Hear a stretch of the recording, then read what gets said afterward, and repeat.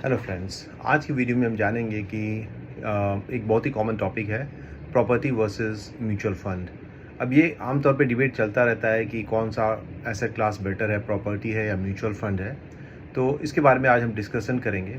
अब जैसा कि हमने देखा है कि बहुत सारे यूट्यूब चैनल्स पे लोग चलाते हैं कि अगर आपने घर आज नहीं ख़रीदा होता और उसको म्यूचुअल फंड में इन्वेस्ट कर दिया होता तो आप 60 साल पे जाते तो आपके पास इतने करोड़ रुपए होते।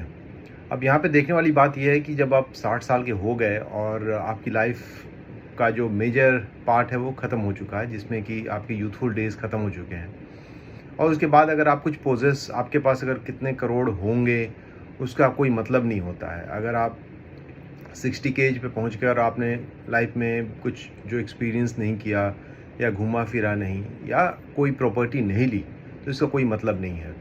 तो और दूसरा ये है कि जो ये इतने करोड़ बताते हैं उसमें इन्फ्लेशन को काउंट कभी भी नहीं किया जाता है। आपको कैलकुलेटर से वो 12% का रिटर्न दिखाएंगे और आपको बताएंगे ये करोड़ आपके पास पैसे होंगे, लेकिन फैक्ट ये होता है कि जो पैसे होते हैं वो उसमें अगर हम इन्फ्लेशन का कैलकुलेटर लगाएं जो कि 6 to 7% होता है, तो इन रियल टर्म रिटर्न काफ़ी कम होंगे।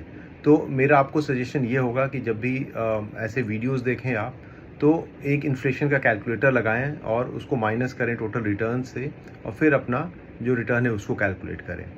Again coming back to the topic of property versus mutual fund, तो मेरा ये मानना है कि आदमी जो कमाता है वो कंज्यूम करने के लिए ही कमाता है। अगर मैं इस दुनिया में अगर नहीं रहा कल, तो मेरे पास अगर 100 करोड़ रहते भी हैं मेरे बैंक अकाउंट में, तो मेरे लिए क्या फ़र्क पड़ता है ना।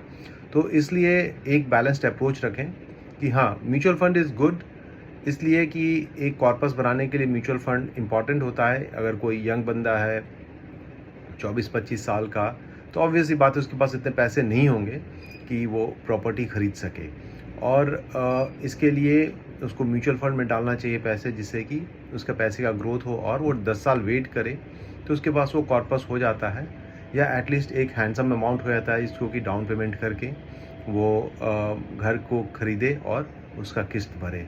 तो मेरे हिसाब से ये जो लॉन्ग टर्म 20 साल और 30 साल म्यूचुअल फंड वाली कहानी है, वो उससे मैं टोटली एग्री नहीं करता हूँ।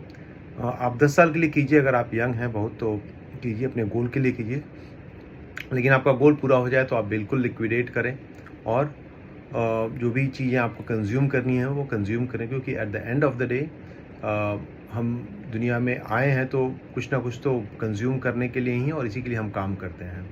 तो बिल्कुल ये चीज़ इस वीडियो के थ्रू मैं क्लैरिफाई करना चाहता हूँ।